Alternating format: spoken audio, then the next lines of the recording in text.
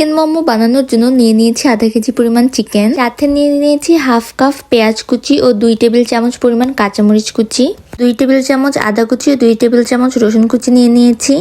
এখন মোমো পুর তৈরি করে নেওয়ার জন্য চিকেনটা একটা পাত্রে নামিয়ে নিচ্ছি। আগে থেকে কুচি করে রাখা আদা রসুন কুচি, পেঁয়াজ কুচি, কাঁচামরিচ কুচি সবকিছু এর মধ্যে এখন এক এক করে দিয়ে নিব।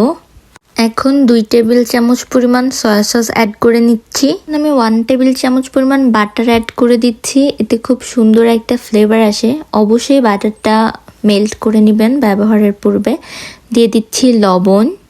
এখানে প্রায় 1 টেবিল চামচ পরিমাণ গোলমরিচের গুঁড়া আমি ব্যবহার করে নিয়েছি, এতে করে খুব ফ্রেশ একটা ফ্লেভার আসে মোমো থেকে।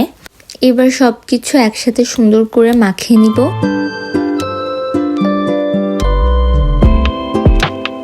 আজকের মোমোটা আমি তৈরি করব বাজার থেকে রেডিমেড কিনে আনা মোমো শিটগুলা থেকে। বাটিতে সামান্য পরিমাণ পানি নিয়ে নিয়েছি, এতে মোমো শিটের মুখ আটকাতে সুবিধা হবে। এখন আমি একটা মোমো শিট আলাদা করে নিয়েছি এবং এর মধ্যে 1 চামচ পরিমাণ পুর দিয়ে দিচ্ছি। পুরটা দেয়া হয়ে গেলে এখন আমি আঙুলে সামান্য পরিমাণ পানি নিয়ে মোমো শিটের চারপাশে লাগিয়ে দিচ্ছি। এইবার আপনি আপনার পছন্দ মতো মোমোর শেপ দিতে পারেন। আমি এখানে একটা শেপ দিয়ে দেখাচ্ছি। আমি নর্মালি এই শেপটায় মোমো বানাতে পছন্দ করি, এটা আমার জন্য ইজিও হয় এবং দেখতেও ভালো লাগে। 2 সাইড থেকে এভাবে কুচি করে মিলিয়ে দিলেই কিন্তু খুব সুন্দর মোমো তৈরি হয়ে যায়, দেখতেই পাচ্ছেন। আমার কাছে মনে হয় মোমো বানানোর এটাই সবথেকে সহজ পদ্ধতি। এখন আমি আরও একটা মোমো তৈরি করে দেখাচ্ছি।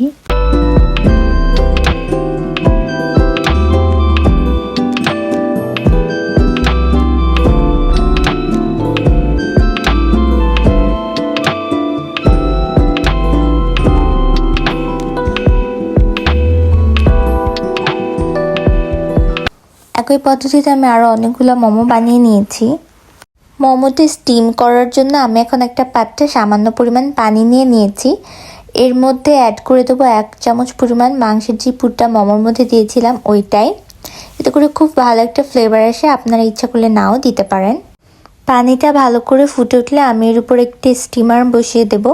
এটা আমার এই রাইস কুকারের সাথে যে স্টিমার পেয়েছিলাম এইটাই দিয়ে নিয়েছি। এর উপরে সামান্য পরিমাণ অয়েল ব্রাশ করে নিচ্ছি। এবার একে একে সবগুলা মোমো আমি দিয়ে নিচ্ছি। মোমোগুলো দেওয়ার সময় খেয়াল রাখবেন যেন একটার সাথে একটা লেগে না যায়, কারণ স্টিম পেলে এগুলো ফুললে কিন্তু একটার সাথে একটা লেগে যেতে পারে, এতে উঠানোর সময় অসুবিধা হতে পারে। এখন আমি একটা ঢাকনা দিয়ে এটাকে ঢেকে দিচ্ছি এবং ঢাকনার গায়ে কোনো ছিদ্র থাকলে সেটা কিছু দিয়ে বন্ধ করে নেবেন।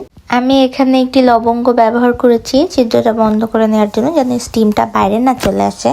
এগুলোকে আমি মোটামুটি 20 মিনিট পর্যন্ত স্টিম দিয়ে নিয়েছি। 15 থেকে 20 মিনিটের মধ্যেই মোমো সিদ্ধ হয়ে যায়, কোনো টেনশন করার দরকার নেই। এর থেকে বেশি রাখলে কিন্তু উপরের যে জায়গাটা আমরা ভাজ করে দিয়েছি ওই জায়গাটা অনেক শক্ত হয়ে যায় বা মোমোর ডোটা অনেক শক্ত হয়ে যায়, খেতে ভালো লাগে না। তো চেষ্টা করবেন 15 থেকে 20 মিনিটের মধ্যেই যেন করে ফেলতে পারেন। এই তো আমি 5টা মোমো স্টিম করে নিয়েছিলাম। এখন আমি এর উপর একটু চিলি অয়েল দিয়ে দিচ্ছি। মোমোর সাথে কিন্তু চিলি অয়েলটা খুবই ভালো লাগে।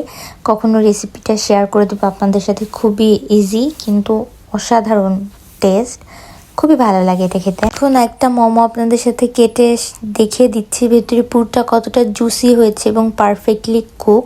বাকি মোমোগুলো আমি এরকম ফ্রোজেন করে রেখে দিয়েছিলাম, আপনাদের সাথে শেয়ার করে নিচ্ছি পদ্ধতিটা। এইভাবে প্লেটে মোমো সাজিয়ে বা কোনো ট্রেতে, যেমন আমি প্লাস্টিক ট্রেটা ইউজ করেছি, এটা ফ্রিজের ডিপে রেখে দিবেন। আধা ঘন্টার মতো রেখে দিলেই যথেষ্ট। এতে করে পরে কিন্তু এগুলো ফ্রোজেন হয়ে যাবে, আর একটার সাথে একটা লাগার ভয় থাকবে না।